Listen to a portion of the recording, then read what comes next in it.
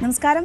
9 മണി വാർത്തയിലേക്ക് എല്ലാ പ്രേക്ഷകർക്കും സ്വാഗതം. വോട്ടെടുപ്പിന് ഇനി 10 നാൾ മാത്രമാണ് അവശേഷിക്കുന്നത്. തെരഞ്ഞെടുപ്പിൻ്റേതുൾപ്പെടെ വിശദമായ വാർത്തകൾ നോക്കാം. സ്വാഗതം. വോട്ടെടുപ്പിന് ഇനി 10 നാൾ. തെരഞ്ഞെടുപ്പ് പ്രചാരണം കൂടുതൽ ആവേശത്തിലേക്ക്. മുതിർന്ന പൗരന്മാർക്കുള്ള ഹോം വോട്ടിംഗ് ഇന്നു മുതൽ. പ്രചാരണത്തിനായി രാഹുൽ ഗാന്ധി ഇന്ന് കേരളത്തിൽ. പത്തനംതിട്ടയിലും കോട്ടയത്തും പങ്കെടുക്കും. മുഖ്യമന്ത്രി ഇന്ന് കൊല്ലം ജില്ലയിൽ. കൊട്ടാരക്കരയിലും ചടയമംഗലത്തും യോഗങ്ങൾ. ഐഷ പോറ്റി കോൺഗ്രസിലെത്തും മുൻപ് BJPയുമായി ചർച്ച നടത്തിയെന്ന് സ്ഥിരീകരിച്ച് BJP പ്രാദേശിക നേതൃത്വം. ആവശ്യപ്പെട്ട പദവികൾ നൽകാൻ കഴിഞ്ഞില്ലെന്ന് മണ്ഡലം പ്രസിഡന്റ് ന്യൂസ് 18നോട്. ഈ LDFിൽ നിന്നും UDFിൽ നിന്നും നിരവധി നേതാക്കന്മാരാണ് കഴിഞ്ഞ ദിവസങ്ങളിൽ പാർട്ടിയോട് ചേർന്നിട്ടുള്ളത്. ചർച്ച സംസ്ഥാന നേതൃത്വവുമായി ചർച്ച നടത്തിയിരുന്നു. കോൺഗ്രസ് ഓപ്റ്റ് ചെയ്ത് അവരുടെ ചിലപ്പോൾ ഡിമാൻഡുകൾ നമുക്ക് അംഗീകരിക്കാൻ പറ്റില്ലായിരിക്കാം. അവർക്ക് അധികാരം മോഹിച്ചു വരുന്നവർക്കെല്ലാം അതെന്താ നമുക്ക് ആഗ്രഹിക്കുന്നതൊക്കെ BJP കൊടുക്കാൻ സാധിക്കും. BJP ആരോപണം ശരിവെച്ച് KN ബാലഗോപാൽ. നിഷേധിച്ച ഐഷ പോറ്റി.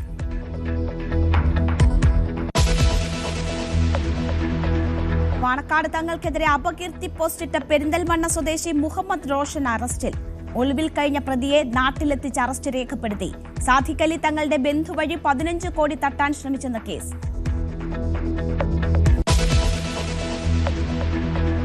ഇറാനിലെ ക്രൂഡ് ഓയിലാണ് ലക്ഷ്യമെന്ന് ഡൊണാൾഡ് ട്രംപ്. ഖാർഗ് ദ്വീപ് പിടിച്ചടക്കുന്നതും പരിഗണനയിൽ. കരയുദ്ധം തുടങ്ങിയാൽ അമേരിക്ക ഒരിക്കലും പ്രതീക്ഷിക്കാത്ത തിരിച്ചടി ഉണ്ടാകുമെന്ന് ഇറാൻ.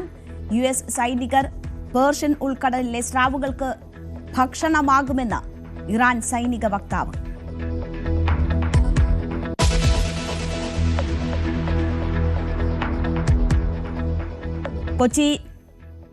കൊച്ചിയിൽ വാഹനാപകടം. 3 മരണം. മരിച്ചത് ബൈക്ക് യാത്രക്കാരായ യുവാക്കൾ. ഇടക്കൊച്ചി കണ്ണങ്ങാട് പാലത്തിന് സമീപം അപകടത്തിൽ 21കാരനും ദാരുണാന്ത്യം. കോയമ്പത്തൂരിൽ കാറുകൾ കൂട്ടിയിടിച്ച് 3 മരണം. മരിച്ചവരിൽ 2 മലയാളികൾ.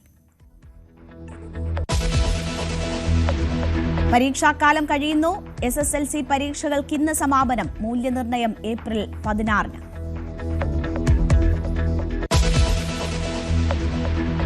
കന്നിപ്പോരാട്ടത്തിന് വിജയ്. പെരമ്പൂരിലും തിരുച്ചിറപ്പള്ളി ഈസ്റ്റിലും ഇന്ന് പത്രിക സമർപ്പിക്കും. പെരമ്പൂരിൽ വൈകിട്ട് പ്രചാരണം.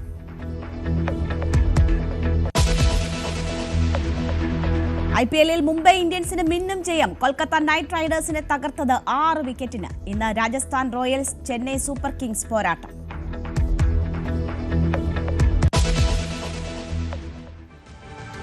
വാർത്തകളിലേക്ക് നമ്മൾ വിശദമായി കടക്കുമ്പോൾ ആദ്യം പോകുന്നത് പശ്ചിമേഷ്യയിലേക്കാണ്. ഇറാനിലെ ക്രൂഡ് ഓയിൽ US നിയന്ത്രണത്തിൽ കൊണ്ടുവരികയാണ് തന്റെ ലക്ഷ്യമെന്ന് പ്രസിഡന്റ് ഡൊണാൾഡ് ട്രംപ് വ്യക്തമാക്കിയിരിക്കുന്നു. ഇതിനായി ഇറാനിലെ ഖാർഗ് ദ്വീപ് പിടിച്ചടക്കുന്നതുൾപ്പെടെ പരിഗണിക്കുന്നുണ്ടെന്നും ട്രംപ് പറയുന്നു. ഫിനാൻഷ്യൽ ടൈംസ് പത്രത്തിന് നൽകിയ അഭിമുഖത്തിലായിരുന്നു ട്രംപിന്റെ പ്രതികരണം. എന്നാൽ US കരയുദ്ധത്തിന് മുതിർന്നാൽ പേർഷ്യൻ ഉൾക്കടലിലെ സ്രാവുകൾക്ക് ഭക്ഷണമാകും എന്ന് ഇറാൻ സൈനിക വക്താവ് ഇബ്രാഹിം സോൾവഹാരി മുന്നറിയിപ്പ് നൽകി. ഇതിനിടെ ഏഷ്യൻ വിപണിയിൽ ഇന്ന് വലിയ ഇടിവ് രേഖപ്പെടുത്തിയിരിക്കുകയാണ്. ക്രൂഡ് ഓയിൽ വില വർദ്ധിച്ചു. അജയ് സുധ ബിജു വാർത്തയുടെ വിശദാംശങ്ങളുമായി ചേരുകയാണ്. അജയ്, എന്താണ് ഇറാനെതിരായ യുദ്ധത്തിൽ അമേരിക്കയുടെ ആത്യന്തിക ലക്ഷ്യം എന്ന സംശയം എപ്പോഴും ഉടലെടുത്തിട്ടുണ്ട്. എന്താണ് ട്രംപ് ലക്ഷ്യം വെക്കുന്നത്? അതിലൊരു തുറന്ന പറച്ചിലാണോ ട്രംപ് ഇന്ന് നടത്തിയിരിക്കുന്നത്? ഇത് വിശ്വസിക്കാവുന്നതാണോ? എന്തിന് യുദ്ധം എന്നതിൻ്റെ മറുപടിയായി ട്രംപ് പറഞ്ഞ കാര്യങ്ങൾ.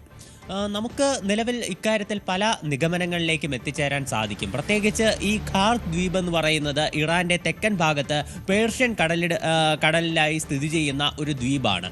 ഈ ദ്വീപ് US പിടിച്ചടക്കിയാൽ USന് പല ലക്ഷ്യങ്ങളിലേക്കും ഒരേ സമയം തന്നെ എത്താൻ സാധിക്കും.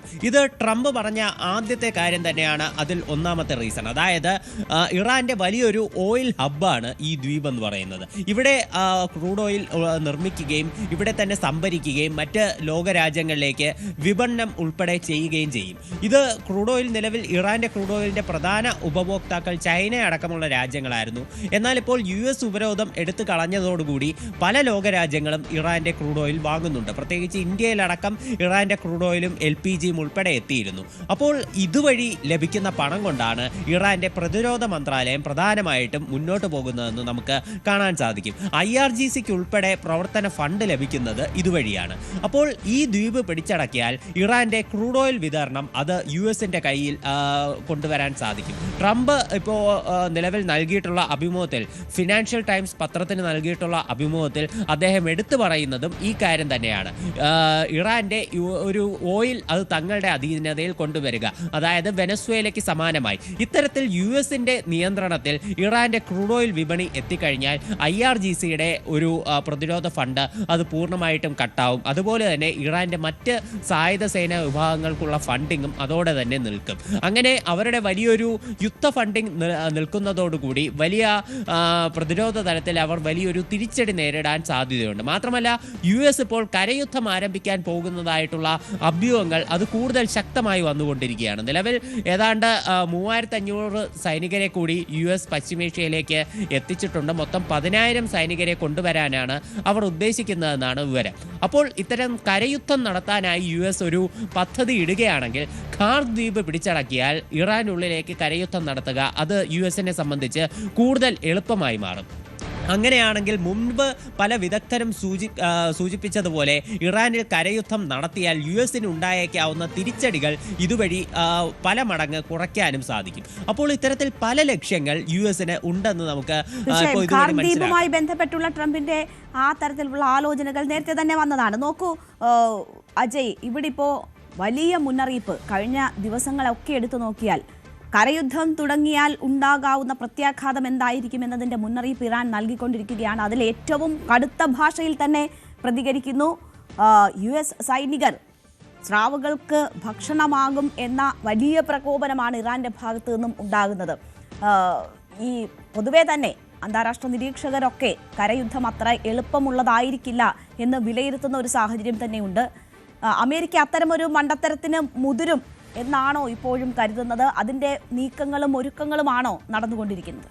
നിലവിൽ സൈനികപരമായി അമേരിക്ക പശ്ചിമേഷ്യയിൽ തങ്ങളുടെ സാന്നിധ്യം അത് കൂടുതൽ ശക്തിപ്പെടുത്തിക്കൊണ്ടിരിക്കുകയാണ്. ഇതിനു മുൻപേ 2000 മറൈൻ ഉദ്യോഗസ്ഥരെ US പശ്ചിമേഷ്യയിലേക്ക് എത്തിച്ചിരുന്നു. ഇപ്പോൾ 3500 മറൈനുകളെ ഉൾപ്പെടുന്ന പുതിയ യുദ്ധ കപ്പൽ പശ്ചിമേഷ്യയിലേക്ക് എത്തിയതായിട്ടാണ് വിവരമുള്ളത്. മൊത്തം 10,000 സൈനികരെ ഉൾപ്പെടുത്തിക്കൊണ്ട് ഇറാനുള്ളിലേക്ക് ഒരു സൈനിക നീക്കം US നീക്കം നടത്തുന്നതായിട്ടാണ് വാഷിംഗ്ടൺ പോസ്റ്റ് അടക്കം റിപ്പോർട്ട് ചെയ്തിട്ടുള്ളത്. ഒരു മുതിർന്ന US ഉദ്യോഗസ്ഥനെ ഉദ്ധരിച്ചുകൊണ്ട് ഇവർ ഇത്തരമൊരു റിപ്പോർട്ട് നൽകിയിരിക്കുന്നത്. അതുകൊണ്ട് തന്നെ ഇത് ലോകം മുഴുവൻ ഇപ്പോൾ ചർച്ചയായിക്കൊണ്ടിരിക്കുകയാണ്. എന്നാൽ ട്രംപ് നിലവിൽ ഇത്തരം വാർത്തകളൊന്നും സ്ഥിരീകരിച്ചിട്ടില്ല.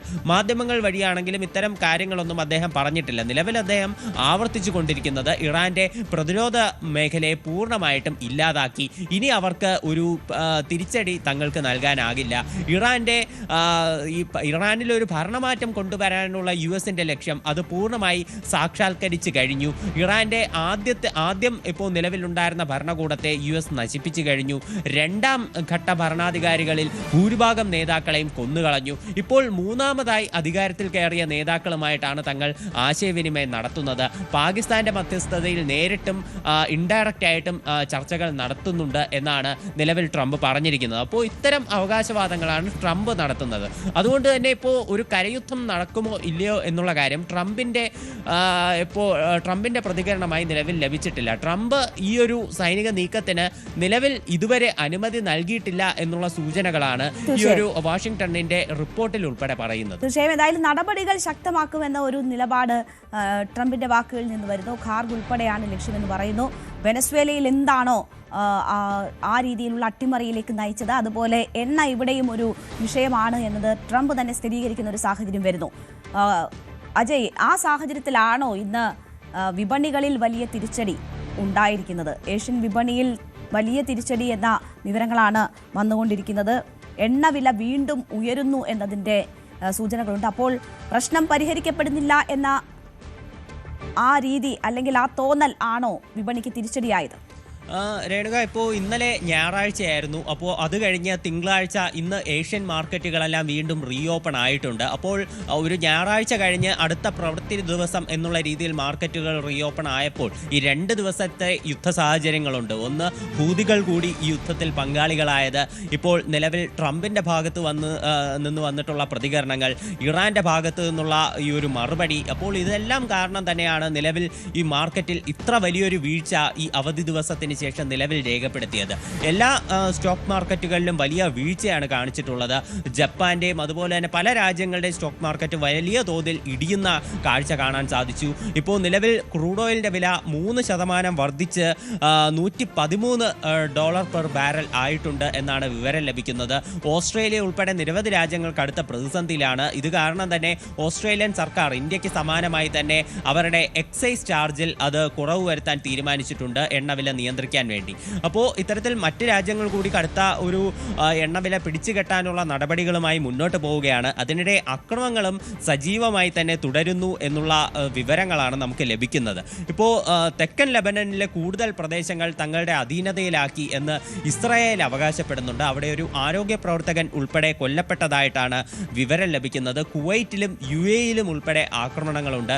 കുവൈറ്റിലെ ഒരു പവർ പ്ലാന്റിലേക്ക് നടന്ന ആക്രമണത്തിൽ ഒരു ഇന്ത്യക്കാരൻ മരിച്ചതായിട്ട് അവരുടെ ആഭ്യന്തര മന്ത്രാലയം നിലവിൽ റിപ്പോർട്ട് ചെയ്തിട്ടുണ്ട്.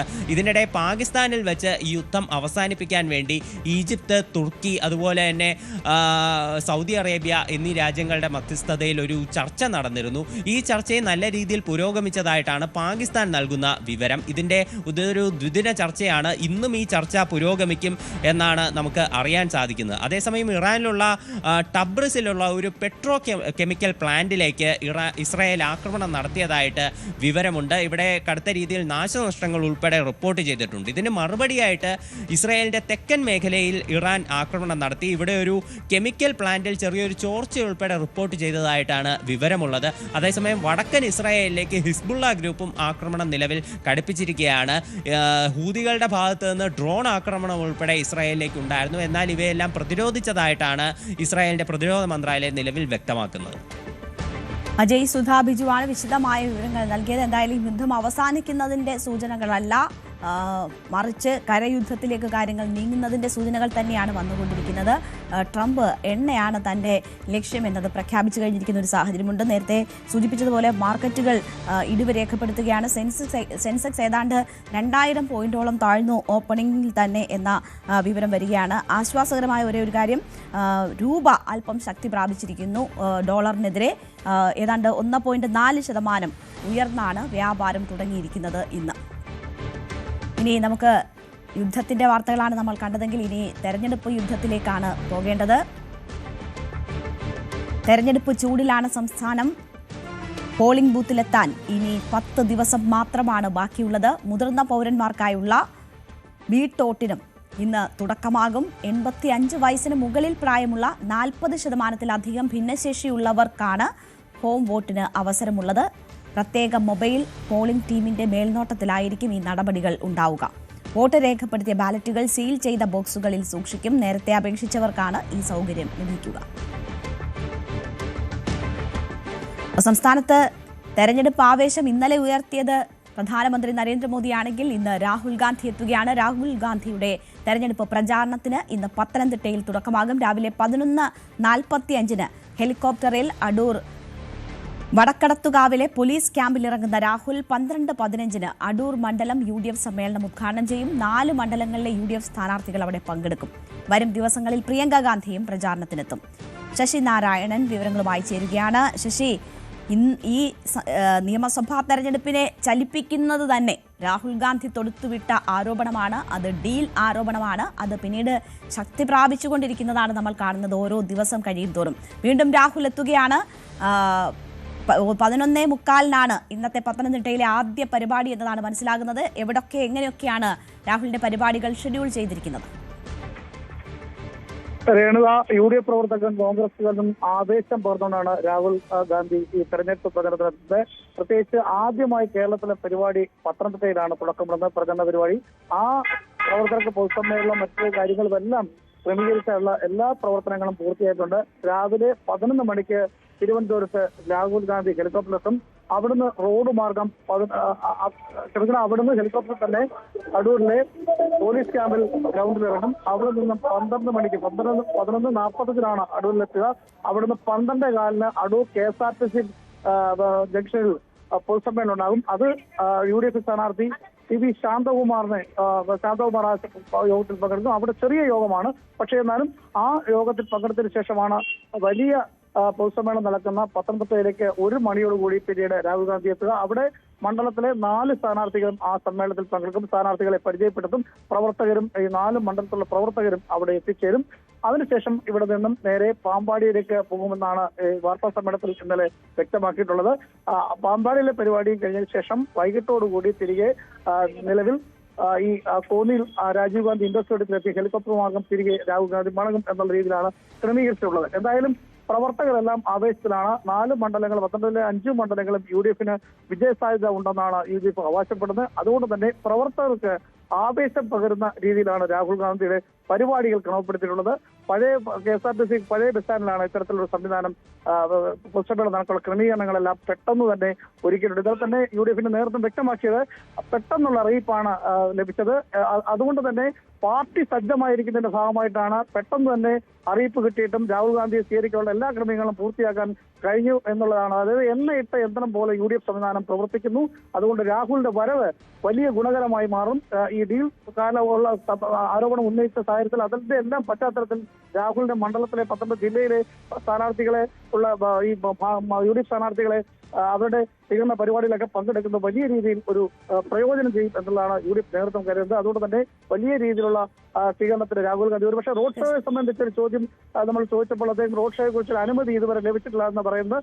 ഒരു പക്ഷേ ചിലപ്പം അടൂരിൽ നിന്നും പത്തനംതിട്ടയ്ക്ക് വരുന്ന വഴിയിൽ റോഡ് ഷോയും ചിലപ്പോൾ ഉണ്ടാകാൻ സാധ്യതയുണ്ട്. പക്ഷെ അത് സ്ഥിരീകരിക്കപ്പെട്ടില്ല. ഒരുപക്ഷെ അങ്ങനെ സംഭവിക്കാമെന്നാണ് UDF കോൺഗ്രസ് നേതൃത്വം വ്യക്തമാക്കുന്നത്. അതിനുള്ള അറിയിപ്പുകൾ ലഭിച്ചില്ല. ഒരുപക്ഷെ അങ്ങനെ ഉണ്ടാവാനും സാധ്യതയുണ്ടെന്ന് വ്യക്തമാക്കിയിട്ടുണ്ട്. എന്തായാലും സംസ്ഥാന തലത്തിലെ കോൺഗ്രസ് നേതാക്കന്മാരും അതുപോലെ തന്നെ മറ്റു ജില്ലകളിലുള്ള നേതാക്കന്മാർ ഈ പരിപാടിയിൽ പങ്കെടുക്കുന്നതോടെ അറിയിപ്പ് ലഭിക്കുന്നത്. ആരൊക്കെയാണ് പങ്കെടുക്കുന്നതിനെ കുറിച്ച് കൃത്യമായൊരു വിവരം ഇതുവരെ നമുക്ക് ലഭിച്ചിട്ടില്ല. എന്തായാലും രാഹുൽ ഗാന്ധി കോൺഗ്രസ് പ്രവർത്തകർക്ക് ആവേശം നൽകിക്കൊണ്ട് 11 മണിയോടുകൂടി കേരളത്തിൽ എത്തിച്ചേരും. അവിടുന്ന് പത്തനംതിട്ടയിലും എത്തി പരിപാടികൾ പങ്കെടുക്കുമെന്നുള്ളതാണ് അറിയിക്കുന്നത്. എന്തായാലും രാഹുലിനെ കോഴിക്കോട് കാത്തിരുന്നതാണ്, അവിടേക്ക് എത്താൻ പറ്റിയില്ല. സോണിയാഗാന്ധിയുടെ അസുഖം മൂലം വീഡിയോ കോൺഫറൻസിംഗ് വഴിയാണ് അന്ന് രാഹുൽ ഗാന്ധി പങ്കെടുത്തത്. എന്തായാലും പത്തനംതിട്ടയിൽ നേരിട്ടെത്തുകയാണ് രാഹുൽ ഗാന്ധി.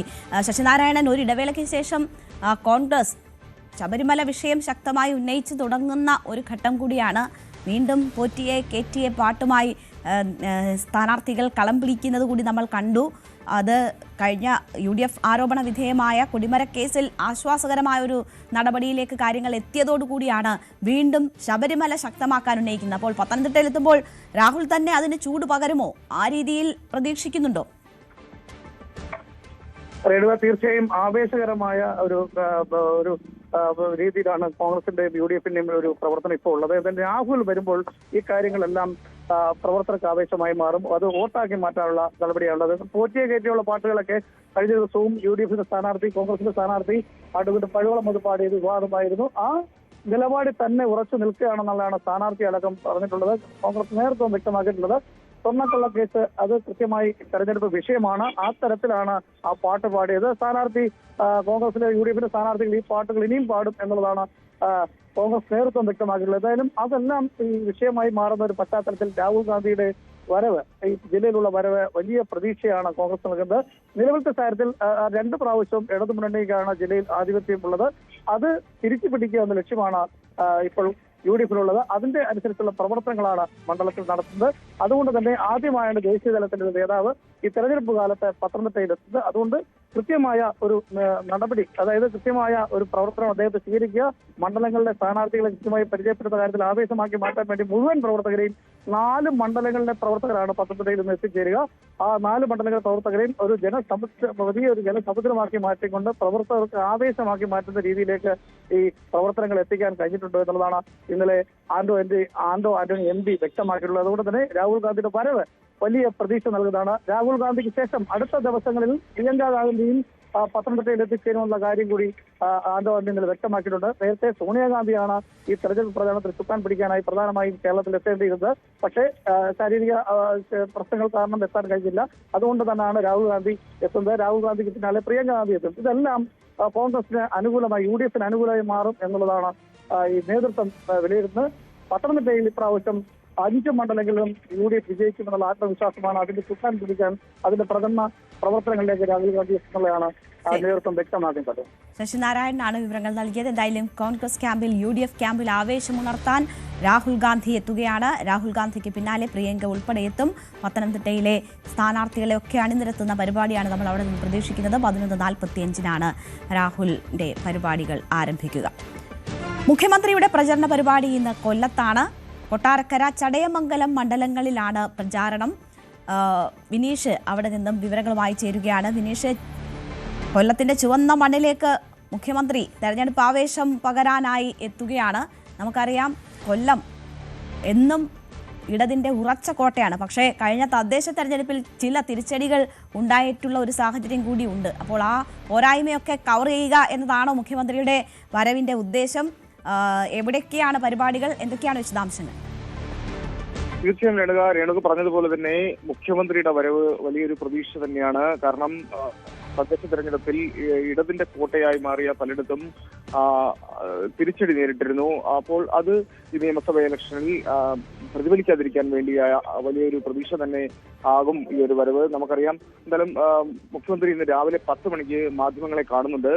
കൊല്ലത്താണ് മാധ്യമങ്ങളെ കാണുന്നത്. അതിനുശേഷമാണ് ചവറയിൽ ഒരു പരിപാടിയുണ്ട്. 11 മണിയോടുകൂടി ചവറ നിയോജക മണ്ഡലത്തിലെ പ്രചരണ പരിപാടിയിൽ പങ്കെടുക്കുകയും അഭിവാദ്യം അർപ്പിക്കുകയും, അതുപോലെ തന്നെ വൈകിട്ട് 4 മണിക്ക് കൊല്ലം നിയോജക മണ്ഡലത്തിലെ അഞ്ചാലുമൂട്ടിൽ പ്രവർത്തകരെ കാണുന്നു, അഭിവാദ്യം അർപ്പിക്കുന്നു. വൈകിട്ട് 5 മണിക്കാണ് കൊട്ടാരക്കരയിൽ മുഖ്യമന്ത്രി എത്തുക. നമുക്കറിയാം, കൊട്ടാരക്കരയിൽ മുൻ MLA ആയിരുന്ന ഐഷ പോറ്റിയുടെ ഒരു കൂറുമാറ്റം UDFിലേക്ക് പോകുന്നു. ഇപ്പോൾ UDF സ്ഥാനാർത്ഥിയെ മത്സരിക്കുന്നു. ഇതെല്ലാം വലിയൊരു രാഷ്ട്രീയ സാഹചര്യം നിലനിൽക്കെ മുഖ്യമന്ത്രി എന്ത് പറയും എന്നുള്ളത് ഇവിടെയുള്ളവരും ആകാംക്ഷയോടെ കാത്തിരിക്കുന്നുണ്ട്. എന്തായാലും വൈകിട്ട് 6 മണിക്ക് ചടയമംഗലം മണ്ഡലത്തിൽ മുഖ്യമന്ത്രി എത്തുകയും പ്രവർത്തകരെ അഭിവാദ്യം ചെയ്യുകയും ചെയ്യുന്നു. അത് കടക്കലാണ് പരിപാടി ആസൂത്രണം ചെയ്തിരിക്കുന്നത്. എന്തായാലും ഈ മുഖ്യമന്ത്രിയുടെ വരവ് ഞാൻ നേരത്തെ സൂചിപ്പിച്ചതുപോലെ തന്നെ വലിയ പ്രതീക്ഷകൾ ജില്ലയിലുണ്ട്.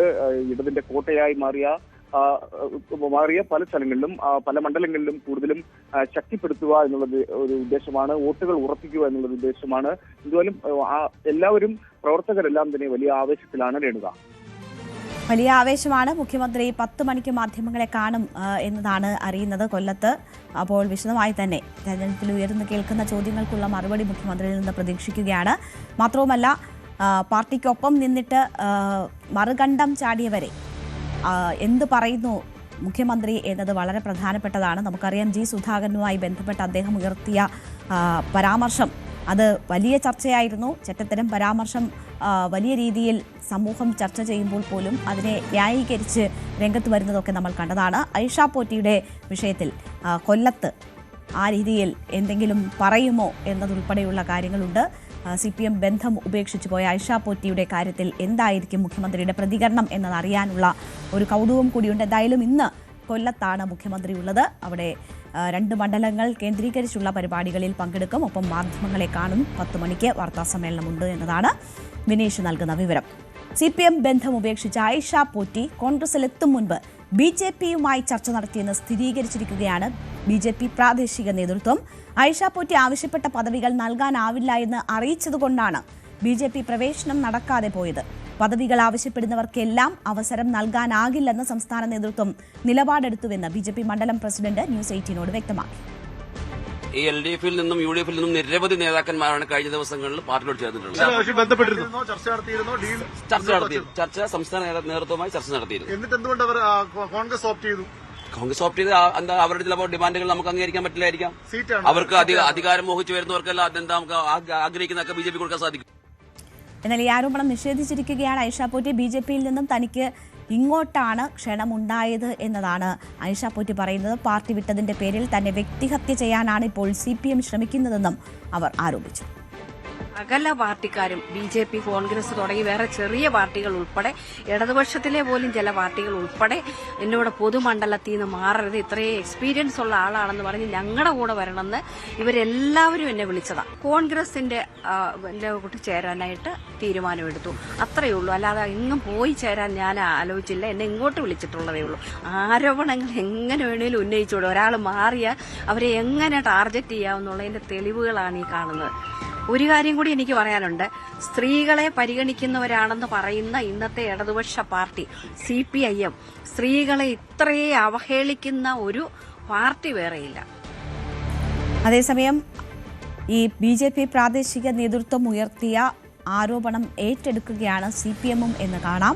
ഐഷ പോറ്റിക്കെതിരെ സമാനമായ ആരോപണം ഇടത് സ്ഥാനാർത്ഥി ധനമന്ത്രി KN ബാലഗോപാലും ഉന്നയിച്ചു. മറ്റ് പലരും ചർച്ച ചെയ്തു എന്ന് അവർ തന്നെ പറഞ്ഞാണ്. അവരോട് ചർച്ച ചെയ്തു എന്നൊക്കെയുള്ള കാര്യങ്ങൾ വന്നതാണ്. അപ്പോൾ രാഷ്ട്രീയമായിട്ട് ഒരിക്കലും എടുക്കാൻ പാടില്ലാത്ത നിലപാട് ആരെങ്കിലും എടുത്താൽ ജനങ്ങളത് കണ്ടെത്തി അതിനെപ്പറ്റിയുള്ള അഭിപ്രായം. രാഷ്ട്രീയം എന്ന് പറഞ്ഞാൽ നമ്മുടെ ഉറച്ച വാക്കുകളും വിശ്വാസവും നിലപാടുകളുമാണ്. ആ നിലപാടുകളിൽ പുറത്ത് നിന്ന് ചിന്തിക്കുന്ന ജനങ്ങളാണ് കേരളത്തിലുള്ളത്. ജനങ്ങളെ നോക്കും. അവനവന്റെ സൗകര്യമല്ല രാഷ്ട്രീയം, നാടിന്റെ നിലപാടുകളും വികസനവും പൊതുവായ അന്തരീക്ഷവുമാണ്. എന്തായാലും ഇനി BJP പ്രാദേശിക നേതൃത്വം ഉയർത്തിയ ആരോപണം കൂടി കൂടുതൽ ശക്തമായി അവിടെ കൊട്ടാരക്കരയിൽ ഉയർന്നു കേൾക്കും എന്നതിന്റെ സൂചനകളാണ് വരുന്നത്. പാണക്കാട് സാധിക്കലി ശിഹാബ് തങ്ങളെ അപകീർത്തിപ്പെടുത്തുന്ന രീതിയിൽ ഫേസ്ബുക്ക് പോസ്റ്റിട്ട കേസിൽ പെരിന്തൽമണ്ണ സ്വദേശി മുഹമ്മദ് റോഷൻ അറസ്റ്റിൽ. ഒളിവിൽ കഴിഞ്ഞ പ്രതിയെ നാട്ടിലെത്തിച്ചാണ് അറസ്റ്റ് രേഖപ്പെടുത്തിയത്. സമൂഹ മാധ്യമങ്ങളിലൂടെ അപകീർത്തിപ്പെടുത്തുമെന്ന് ഭീഷണിപ്പെടുത്തി സാധിക്കലി തങ്ങളുടെ ബന്ധു വഴി 15 കോടി തട്ടാൻ ശ്രമിച്ച കേസിലാണ് ഇപ്പോൾ അറസ്റ്റ് ഉണ്ടായിരിക്കുന്നത്. CV അനുമോദാണ് വാർത്തയുടെ വിശദാംശങ്ങളുമായി ചേരുന്നത്. അനുമോദ്, നേരത്തെ തന്നെ ഈ ലക്ഷ്യം വെച്ച് നടന്ന പ്രവൃത്തിയാണ് എന്നത് വ്യക്തമായിരുന്നു. പക്ഷേ ഈ പ്രതി ഒളിവിലായിരുന്നു. എങ്ങനെയാണ് ഇയാളുടെ അറസ്റ്റിലേക്ക് കാര്യങ്ങൾ എത്തിയത്?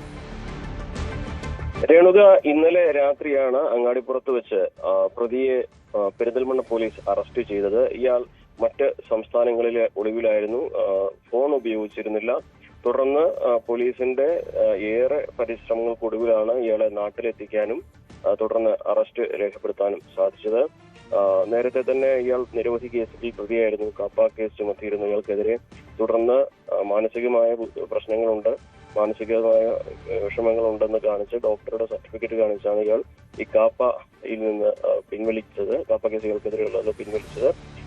കേസുമായി ബന്ധപ്പെട്ട് ഇപ്പോ രണ്ട് സംഭവങ്ങളിലാണ് പരാതികളുള്ളത്. ഒന്ന്, മുയലിത്തങ്ങളെ ഭീഷണിപ്പെടുത്താൻ ശ്രമിച്ചു, 15 കോടി ആവശ്യപ്പെട്ടു എന്നുള്ളത്. ഈ കേസാണ് പെരിന്തൽമണ്ണ പോലീസ് രജിസ്റ്റർ ചെയ്തിരിക്കുന്നത്. മറ്റൊന്ന്, സാദിഖലി തങ്ങളെ അപകീർത്തിപ്പെടുന്ന തരത്തിലുള്ള സാമൂഹ്യ മാധ്യമങ്ങളിൽ പ്രചരണം നടത്തിയതിന് സൈബർ പോലീസും മറ്റൊരു കേസ് ഇയാൾക്കെതിരെ രജിസ്റ്റർ ചെയ്തിട്ടുണ്ട്. അതിൽ മറ്റൊരു അറസ്റ്റും ഉണ്ടാകും. ഇയാൾ മാത്രമേ ഉള്ളൂ എന്ന് സ്ഥിരീകരിച്ചിട്ടുണ്ട് അല്ലേ? നിലവിൽ ഇയാൾ മാത്രമേ ഉള്ളൂ എന്ന് തന്നെയാണ് പോലീസ് പറയുന്നത്. ഇയാളെ അപകീർത്തിപ്പെടുത്തുന്നതിനും മറ്റു പ്രചരണങ്ങൾ നടത്തുന്നതിനും ഉപയോഗിച്ച മൊബൈൽ ഫോണോ ലാപ്ടോപ്പോ തുടങ്ങിയ കാര്യങ്ങൾ കൂടി കണ്ടെത്തേണ്ടതുണ്ട്. അതിനു പുറമെ വേറെ കൂടുതൽ ചിത്രങ്ങളോ ദൃശ്യങ്ങളോ ഈ മോർഫിംഗ് നടത്തുന്നതോ അല്ലെങ്കിൽ അപകീർത്തിപ്പെടുത്താൻ ഉദ്ദേശിച്ച് നിർമ്മിച്ചതോ ആയ ദൃശ്യങ്ങളും ഫോട്ടോകളും ഒക്കെ അടങ്ങിയ ലാപ്ടോപ്പോ മൊബൈൽ ഫോണോ തുടങ്ങിയ സാമഗ്രികളും കണ്ടെത്തേണ്ടതുണ്ട്. എന്നാൽ ഇതുമായി ബന്ധപ്പെട്ട് ഉണ്ടായിരുന്ന ഒരു വലിയ തോതിൽ തന്നെ പ്രചാരം നടത്തുമെന്ന് വിചാരിച്ചായിരുന്നു ഇയാൾ ഇത്തരത്തിലൊരു സാമൂഹ്യ മാധ്യമങ്ങളിൽ ഒരു വ്യാജ അക്കൗണ്ട് ഉണ്ടാക്കിയിട്ട് അതുവഴി ഇത് പോസ്റ്റ് ചെയ്തത്. പക്ഷെ രാഷ്ട്രീയ കേരളം ഒന്നാകെ അത് അവഗണിച്ചതോടെ അത്തരത്തിലുള്ള ശ്രമങ്ങൾ പരാജയപ്പെടുന്ന ഒരു സാഹചര്യം കൂടി ഉണ്ടായിട്ടുണ്ട്. രേണുക, ശരി. CV അനുമോദാണ് വിവരങ്ങൾ നൽകിയത്. അന്യസംസ്ഥാനങ്ങളിൽ ഒളിവിൽ കഴിഞ്ഞ പ്രതിയെയാണ് ഇപ്പോൾ അറസ്റ്റ് ചെയ്തിരിക്കുന്നത്. ഇപ്പോൾ ഈ കുറ്റകൃത്യത്തിന് പിന്നിൽ ഇയാൾ മാത്രമേ ഉള്ളൂ എന്നതാണ് പോലീസ് എത്തിയിരിക്കുന്ന നിഗമനം. നമുക്ക് മറ്റു വാർത്തകളിലേക്ക് തിരിച്ചെത്താം ചെറിയൊരു ഇടവേളയ്ക്ക് ശേഷം.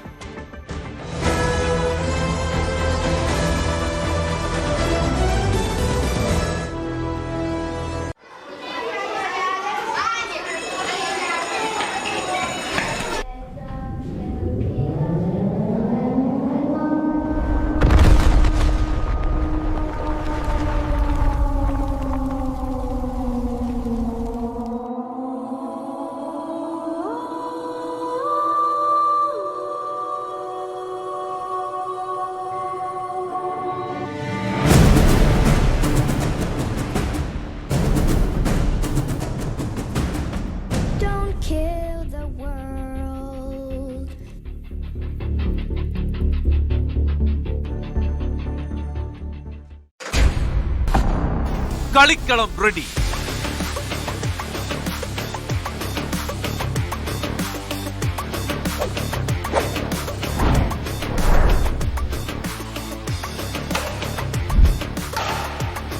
കേരളം എന്ന വലിയ കോട്ടിൽ ഇനി പോരാട്ടം മുറുകുന്നു.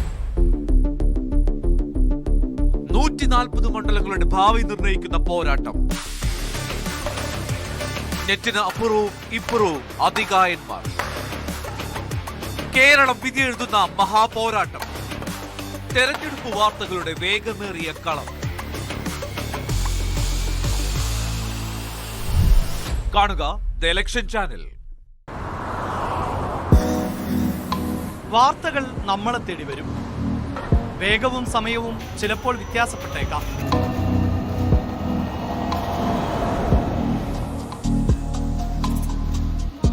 ഫ്ലാഷ് ന്യൂസുകളും ബ്രേക്കിംഗ് ന്യൂസുകളും പുറം കാഴ്ചകളായി ഓടിമറയും.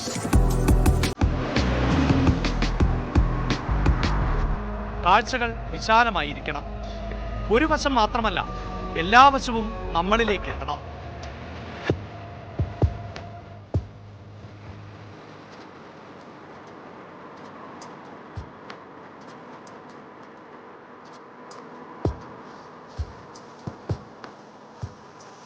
ന്യൂസ് ട്രെൻഡ്സ് വസ്തുതാപരമായ വിശകലനങ്ങളോടെ വാർത്തയുടെ വിശാലമായ കാഴ്ചയിലേക്ക്.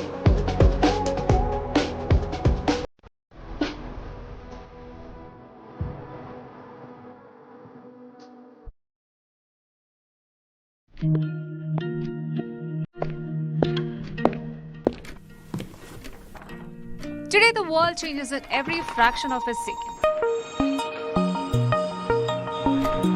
തീരുമാനങ്ങൾ, സംഭവങ്ങൾ, അതിവേഗ മാറ്റങ്ങൾ, പ്രതിസന്ധികൾ, ഉയർന്ന ശബ്ദങ്ങൾ. In a world moving this fast, staying still is not an option. Just ഒരു half an hour ലോകം ചുറ്റാൻ പറ്റും.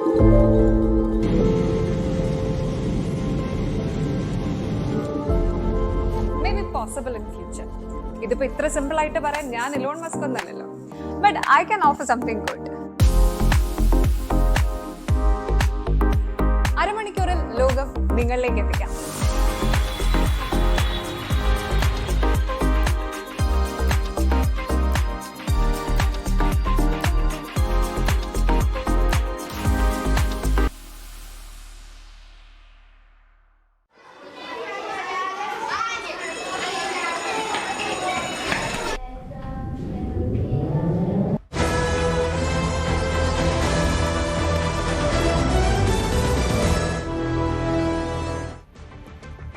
ദക്ഷിണ വാർത്തകളിലേക്ക് തന്നെയാണ് നമ്മൾ പോകുന്നത്. പത്തനാപുരത്ത് നമുക്കറിയാം വളരെ ശക്തമായ മത്സരം നടക്കുന്ന ഒരു മണ്ഡലമാണ്. വ്യക്തി ജീവിതത്തിലും പൊതുജീവിതത്തിലും മര്യാദയുടെ അതിർവരമ്പുകൾ ലംഘിച്ചയാളാണ് ഗണേഷ് കുമാർ എന്ന് കോൺഗ്രസ് സ്ഥാനാർത്ഥിയായിട്ടുള്ള ജ്യോതികുമാർ ചാമക്കാല പറയുന്നു. പത്തനാപുരത്ത് UDFന് ചരിത്ര വിജയമുണ്ടാകും എന്നും ചാമക്കാല ന്യൂസ് 18നോട് പറഞ്ഞു. പത്തനാപുരത്ത് ഇതുവരെ ഉണ്ടാകാത്ത അത്ര ശക്തമായ മത്സരമാണ് ഇത്തവണ നടക്കുന്നത്. പത്തനാപുരത്തെ UDF സ്ഥാനാർത്ഥി ജ്യോതികുമാർ ചാമക്കാല എന്നോടൊപ്പമുണ്ട്. എന്താണ് ഈ ദിവസങ്ങൾ മാത്രമേ ഉള്ളൂ തെരഞ്ഞെടുപ്പിന്, ഇപ്പോഴത്തെ ഒരു സാഹചര്യം എന്താണ്? ഞങ്ങളെ സംബന്ധിച്ച് പരിപൂർണമായ ശുഭാപ്തി വിശ്വാസമാണുള്ളത്. ഈ തെരഞ്ഞെടുപ്പിൽ വലിയ ഭൂരിപക്ഷത്തിന് UDFന്റെ സ്ഥാനാർത്ഥിയെ മത്സരിക്കുന്ന ഞാൻ വിജയിക്കും. അതിനുള്ള എല്ലാ അടിസ്ഥാന സൗകര്യങ്ങളും ഈ നിയോജകമണ്ഡലത്തിലുണ്ട്. എന്താണ് ഗണേഷ് കുമാറിന്റെ പ്രധാനപ്പെട്ട ആരോപണം, അല്ലെങ്കിൽ എന്തുകൊണ്ട് ഗണേഷ് വോട്ട് ചെയ്യരുത് നിങ്ങൾ പറയുന്നത്? എന്താണ് കാരണം വേണ്ടത്? എന്താണ് കാരണമായി ഇല്ലാത്തത്? ഈ സംസ്ഥാനത്ത് കഴിഞ്ഞ 10 വർഷമായി അധികാരത്തിലിരിക്കുന്ന സർക്കാരിനെതിരായിട്ടുള്ള ഒരു വിധിയെഴുത്ത്. ഒരു ജനപ്രതിനിധി എന്ന നിലയിൽ അദ്ദേഹത്തിന്റെ വ്യക്തിജീവിതത്തിലും പൊതുജീവിതത്തിലും പാലിക്കേണ്ട സാമാന്യ മര്യാദകൾ, ആ സാമാന്യ മര്യാദകളുടെ ലംഘനം സജീവമായി തുടർച്ചയായി ഉണ്ടാകുന്നു. അപ്പോൾ ഒരു ജനപ്രതിനിധിയായി തെരഞ്ഞെടുക്കപ്പെട്ടവർക്ക് തന്നെ ആരാണോ തെരഞ്ഞെടുത്തത് അവർക്കിപ്പോൾ ഒരു അവസരം കിട്ടിയിരിക്കുകയാണ്. അവരുടെ പ്രതിനിധിയെ സംബന്ധിച്ച് ഇത്തരത്തിൽ വ്യക്തിജീവിതത്തിലും പൊതുജീവിതത്തിലും മര്യാദ കേടായി അല്ലെങ്കിൽ അതിന്റെ അതിർവരമ്പുകൾ ലംഘിച്ചുകൊണ്ട് മുന്നോട്ട് പോകുന്നു എന്നത് അവർക്ക് ബോധ്യപ്പെട്ടിരിക്കുകയാണ്. അവർക്ക് ഒത്തിരി കാര്യങ്ങളല്ലേ. 25 വർഷം തുടർച്ചയായി MLA ഒരാളെയാണ്. അങ്ങനെ ഒരാൾക്കെതിരെയാണ് മത്സരം. കഴിഞ്ഞ തവണ ഞങ്ങൾ മത്സരിച്ചു, ഇത്തവണ വീണ്ടും വരുന്നത്. അപ്പോൾ അതിനുള്ള ഒരു ഗ്രൗണ്ട് വർക്കൊക്കെ ചെയ്തിട്ടുണ്ടോ ശരിക്കും? അതൊക്കെ ഞാനിപ്പോൾ ഇതിനെക്കുറിച്ചൊന്നും പറയുന്നത് നമ്മൾ തെരഞ്ഞെടുപ്പിന്റെ ആ യുദ്ധമുഖത്താണ്, അതിന്റെ മൂർധന്യ അവസ്ഥയിൽ നിൽക്കുകയാണ്. നിങ്ങൾ തെരഞ്ഞെടുപ്പ് റിസൾട്ടിന് വെയിറ്റ് ചെയ്തോളൂ. പത്തനാപുരത്ത് നിന്ന് ചരിത്ര വിജയം UDFന് അനുകൂലമായി ഉണ്ടാകും. അതിനുള്ള എല്ലാ അടിസ്ഥാന സൗകര്യങ്ങളും ഞങ്ങളുടെ നേതാക്കന്മാരും പ്രവർത്തകരും ഉണ്ടാക്കിയിട്ടുണ്ട്. ഞങ്ങൾ ഒറ്റക്കെട്ടായി തെരഞ്ഞെടുപ്പിനെ നേരിടുമ്പോൾ ഇതിന്റെ ആത്യന്തികമായ വിജയം UDFന് അനുകൂലമായിരിക്കുമെന്ന കാര്യത്തിൽ തർക്കവുമാണ്. LDFും ഗണേശും പറഞ്ഞ് വ്യക്തിപരമായ അധിക്ഷേപമാണ് നടത്തുന്നത്. അപ്പുറത്തേക്ക് വികസനം ചർച്ച ചെയ്യണം. വികസന രംഗത്ത് എങ്ങനെയാണ് ഗണേഷ് കുമാറിന്റെ പ്രവർത്തനങ്ങൾ വിലയിരുത്തുന്നത്? വ്യക്തിപരമായ അധിക്ഷേപം എന്ന് പറയുമ്പോൾ ഞാൻ വല്ലതും പറഞ്ഞു? വ്യക്തിപരമായ അധിക്ഷേപം എന്ന് നിങ്ങൾ ഉദ്ദേശിക്കുന്ന കാര്യങ്ങളൊക്കെ പറഞ്ഞിട്ടുള്ളൂ അദ്ദേഹത്തിന്റെ ഭാര്യ തന്നെയല്ലേ. അപ്പോൾ അദ്ദേഹത്തിനെ കുറിച്ച് പറയുന്നതെല്ലാം വ്യക്തിപരമായ അധിക്ഷേപമായി പോകുന്നതിന് ഞാൻ ഉത്തരവാദിയല്ല. അതിനപ്പുറത്തേക്ക് ഇവിടെ സംഘടനാപരമായി അദ്ദേഹം നടത്തി ഞാൻ ഒറ്റ കാര്യം 2021 അദ്ദേഹം ജയിച്ചതിന് ശേഷം 2026 ഇപ്പോൾ തെരഞ്ഞെടുപ്പ് നടക്കുമ്പോൾ 2021 ശേഷം അദ്ദേഹം ബീജാഭാവം നടത്തി ഇവിടെ കൊണ്ടുവന്ന ഒരു ഡെവലപ്മെന്റൽ ആക്ടിവിറ്റി ഒരെണ്ണം പറയട്ടെ. വികസനത്തെക്കുറിച്ച് പറയാം. ഇവിടെ വികസന കാര്യങ്ങൾ നടന്നിട്ടുണ്ടെങ്കിൽ അത് നടന്നിട്ടുള്ളതെല്ലാം UDF സർക്കാർ ഈ സംസ്ഥാനത്ത് അധികാരത്തിലുള്ളപ്പോഴാണ്. ശ്രീ AK ആന്റണി, ശ്രീ ഉമ്മൻചാണ്ടിയും അധികാരത്തിൽ വരുന്നപ്പോഴാണ് ഈ നിയോജകമണ്ഡലത്തിൽ വികസന പ്രവർത്തനങ്ങൾ നടന്നിട്ടുള്ളത്. കഴിഞ്ഞ 10 വർഷമായി ഈ നിയോജകമണ്ഡലത്തിൽ വികസന പ്രവർത്തനം നടക്കുന്നില്ല. നോക്കൂ, ഇവിടെ താലൂക്ക് രൂപീകരിച്ചത് UDF സർക്കാരിന്റെ കാലത്താണ്, ഉമ്മൻചാണ്ടി സർക്കാരിന്റെ കാലത്താണ്. താലൂക്ക് ആശുപത്രി പോലും അതൊരു തർക്കം പറഞ്ഞു. 2013 നിയമസഭയിൽ ഒരു ഉമ്മൻചാണ്ടി ഒരു കുറിപ്പ് എഴുതി കൊടുത്തത് അപ്പുറത്തേക്ക് നിയമപരമായ ഒന്നും അല്ലെങ്കിൽ എന്റെ ഭരണപരമായ ഒന്നും ഉണ്ടായിട്ടില്ലെന്നാണ് പറയുന്നത്. തൊട്ടപ്പുറത്ത് കോന്നി താലൂക്കോ പട്ടാമ്പി താലൂക്കോ ബാക്കി എല്ലാ താലൂക്കുകൾക്കും ബാധകമായിട്ടുള്ള ഒരു വിഷയം, ഒരേ ഉത്തരവിൽ വന്നിട്ടുള്ള വിഷയം പത്തനാപുരത്തെ താലൂക്കിന് മാത്രം ബാധകമല്ല എന്ന് പറയുന്ന മന്ത്രി, അദ്ദേഹം ഒരു മന്ത്രിസ്ഥാനത്തിരുന്നയാളല്ലേ. അപ്പോൾ ബാക്കി താലൂക്കുകളൊന്നും ആരും അംഗീകരിച്ചിട്ടില്ലേ? എല്ലാ താലൂക്കുകളും അന്ന് ഒന്നിച്ച് രൂപീകരിച്ച 2013 രൂപീകരിച്ച ബാക്കി താലൂക്കുകളെല്ലാം ആ ഉത്തരവിനെ അംഗീകരിക്കുന്നുണ്ട്. പിന്നെ പത്തനാപുരത്ത് മാത്രം എന്താ അംഗീകരിക്കാൻ കഴിയാതെ പോകുന്നത്? അപ്പോൾ അതൊന്നും പറഞ്ഞിട്ട് കാര്യമില്ല. വികസന പ്രവർത്തനങ്ങളാണെങ്കിൽ വികസന പ്രവർത്തനങ്ങൾ നമുക്ക് ചർച്ച ചെയ്യാം. അദ്ദേഹം ധൈര്യമായി ഇറങ്ങി വരട്ടെ. ഒരു പൊതുവേദിയിൽ ഇരുന്നുകൊണ്ട് ഈ നിയോജകമണ്ഡലത്തിലെ വികസന കാര്യങ്ങളെക്കുറിച്ച് നമുക്ക് ചർച്ച ചെയ്യാം. നിങ്ങൾ ന്യൂസ് 18 ഇനിഷ്യേറ്റീവ് എടുത്തോളൂ, ഞാൻ തയ്യാറാ. അദ്ദേഹം വരട്ടെ, നമുക്ക് വികസന കാര്യങ്ങളെക്കുറിച്ച് ചർച്ച ചെയ്യാം. ജയ ഉറപ്പാണ്. 100%. ഇതാണ് ജ്യോതികുമാർ ചാമക്കാലയുടെ ആത്മവിശ്വാസം. കഴിഞ്ഞ 5 വർഷം ഇവിടെ കേന്ദ്രീകരിച്ച് പ്രവർത്തിച്ചതിന്റെ ഒരു ആത്മവിശ്വാസം കൂടി ജ്യോതികുമാർ ചാമക്കാലയ്ക്കും UDFനുമുണ്ട്. വികസനമെങ്കിൽ വികസനം ചർച്ച ചെയ്യാം, വ്യക്തിപരമായ പ്രശ്നങ്ങളാണെങ്കിൽ അതും ചർച്ച ചെയ്യാൻ തയ്യാറാണ് എന്നാണ് UDF സ്ഥാനാർത്ഥി ജ്യോതികുമാർ ചാമക്കാല പറയുന്നത്. പത്തനാപുരത്ത് നിന്നും അരുൺ പാലോടിനൊപ്പം VV അരുൺ, ന്യൂസ് 18. ചരിത്ര വിജയം നേടുമെന്ന് ജ്യോതികുമാർ ചാമക്കാല പറയുമ്പോൾ എന്താണ് ഗണേഷ് കുമാറിന് പറയാനുള്ളത് എന്നതുകൂടി നമ്മൾ കേൾക്കണമല്ലോ. UDF സ്ഥാനാർത്ഥി നികൃഷ്ടവും മ്ലേച്ഛവുമായ വ്യക്തിഹത്യ നടത്തുന്നു എന്നതാണ് ഇടതുമുന്നണി സ്ഥാനാർത്ഥിയായ KB ഗണേഷ് കുമാർ പറയുന്നത്. അസഭ്യം പറഞ്ഞും വ്യക്തിഹത്യ ചെയ്തുള്ള പ്രചാരണത്തിനെതിരെ തെരഞ്ഞെടുപ്പ് കമ്മീഷന് പരാതി നൽകുന്ന കാര്യത്തെക്കുറിച്ച് അദ്ദേഹം സൂചിപ്പിക്കുന്നു. കമ്മീഷൻ നടപടിയെടുക്കണം എന്നതാണ് ഗണേഷ് കുമാർ പറയുന്നത്. വലിയ ഭൂരിപക്ഷത്തോടെ ജയിക്കുമെന്നും ഗണേഷ് കുമാർ ന്യൂസ് 18നോട് പറഞ്ഞു. പത്തനാപുരത്തെ LDF സ്ഥാനാർത്ഥി KB ഗണേഷ് കുമാറിന്റെ പ്രചരണമാണ് പുരോഗമിക്കുന്നത്. വലിയ ശക്തമായ മത്സരം ഇത്തവണ പത്തനാപുരത്ത് ഉണ്ടാകുമെന്നാണ് പൊതുവിൽ പ്രതീക്ഷിക്കപ്പെടുന്നത്. ഈ പതിവില്ലാത്ത പോരാട്ടം ഉണ്ടാകുമെന്നൊക്കെ പറയപ്പെടുന്നു. എന്താണ് അതിന്റെ ഒരു വസ്തുത? എല്ലാ പോരാട്ടവും പതിവില്ലാത്തതാണ്. ഓരോന്നും പ്രശ്നമാണല്ലോ എല്ലാം. എപ്പോഴും ഈസി വാക്ക് ഓവർ അല്ലല്ലോ ഒരു ഇലക്ഷൻ എന്ന് പറയുന്നത്. എല്ലാവരും മത്സരങ്ങൾ നടക്കും. പൊളിറ്റിക്കൽ ആവുന്നതിൽ വിരോധമല്ല, പക്ഷേ ഇവിടെ ഇത് വ്യക്തിപരമാവുകയാണ്. കാരണം വളരെ നിലവാരം കുറഞ്ഞ പ്രചരണ പരിപാടികളാണ് UDF സ്വീകരിച്ചിട്ടുള്ളത്. ഒരാളുടെ പ്രചരണത്തിൽ രാഷ്ട്രീയത്തിൽ വരുമ്പോൾ ഒരു നാടിൻ്റെ വികസനം, നാടിൻ്റെ പുരോഗതി, നാട്ടുകാർക്കുണ്ടാകുന്ന നന്മ, അതാണ് ചർച്ച ചെയ്യേണ്ടത്. മറിച്ച് സ്ഥാനാർത്ഥി തന്നെ UDF സ്ഥാനാർത്ഥി തന്നെ വളരെ മ്ലേച്ഛമായ ഭാഷ ഉപയോഗിച്ച് പ്രസംഗിക്കുകയും പ്രചരിപ്പിക്കുകയും ചെയ്യുന്നു. ഇന്ന് ഒരു ഇലക്ഷൻ കമ്മീഷൻ ഒരു വണ്ടി പിടിച്ചെടുത്തിട്ടുണ്ട്. അസഭ്യം പറഞ്ഞ് വ്യക്തിഹത്യ ചെയ്തുകൊണ്ട് പ്രചരണം നടത്തിയ ഒരു വാഹനം ഇലക്ഷൻ കമ്മീഷൻ ഇന്ന് UDFന്റെ വാഹനം പിടിച്ചെടുത്തിട്ടുണ്ട്. അതിലെ USB എടുത്ത് പരിശോധിച്ചാൽ, മെമ്മറിയിലൂടെ റെക്കോർഡ് ചെയ്ത് വെച്ചിരിക്കുന്ന സാധനം എടുത്ത് പരിശോധിച്ചാൽ UDF സ്ഥാനാർത്ഥിയുടെ സ്ഥാനാർത്ഥിത്വം തന്നെ അയോഗ്യമാക്കാൻ കഴിയുന്ന തരത്തിലുള്ള നിയമങ്ങളാണ് ഇന്ത്യയിലുള്ളത്. പിന്നെ മറ്റു കാര്യങ്ങൾ തീരുമാനിക്കേണ്ടത് ഇലക്ഷൻ കമ്മീഷനാണ്. അദ്ദേഹം തീരുമാനിക്കും. ഏതായാലും പരാതി കൊടുത്തിട്ടുണ്ട്, അവര് വണ്ടി പിടിച്ചെടുത്തിട്ടുമുണ്ട്. അപ്പോൾ തീർച്ചയായിട്ടും അതിന്റെ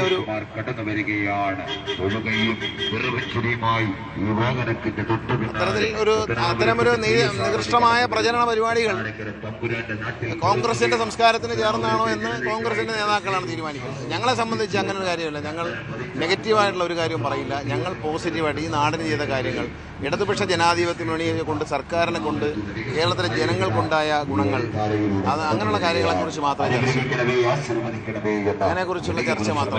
പൊതുജീവിതത്തിലും വ്യക്തിജീവിതത്തിലും അതിർവരമ്പുകൾ ലംഘിച്ച സ്ഥാനാർത്ഥി എന്നാണ് നമ്മോട് സംസാരിക്കുമ്പോൾ ചാമക്കാല പറഞ്ഞത്. അതിർവരമ്പ് അദ്ദേഹം നല്ലോ കയ്യാല കെട്ടും. അദ്ദേഹം കയ്യാല കെട്ടി അവിടെ ഇരുന്നാൽ മതി. നമ്മളെ കാര്യങ്ങളൊന്നും ഇടപെടേണ്ട കാര്യമില്ല. കേരളത്തിലൊരു മന്ത്രി എന്ന നിലയിൽ അഴിമതിയില്ലാതെ കേരളത്തെ 3 തവണ മന്ത്രിയായിരിക്കുകയും ഏറ്റെടുത്ത എല്ലാ വകുപ്പുകളിലും മാന്യമായ നിലയിൽ പുരോഗതി കൈവരിക്കാനും കഴിഞ്ഞ ഒരു സാധാരണ മന്ത്രിയാണ്, ജനപ്രതിനിധിയാണ് ഞാൻ. അതെൻ്റെ നാടിന് അഭിമാനം തന്നെയാണ്.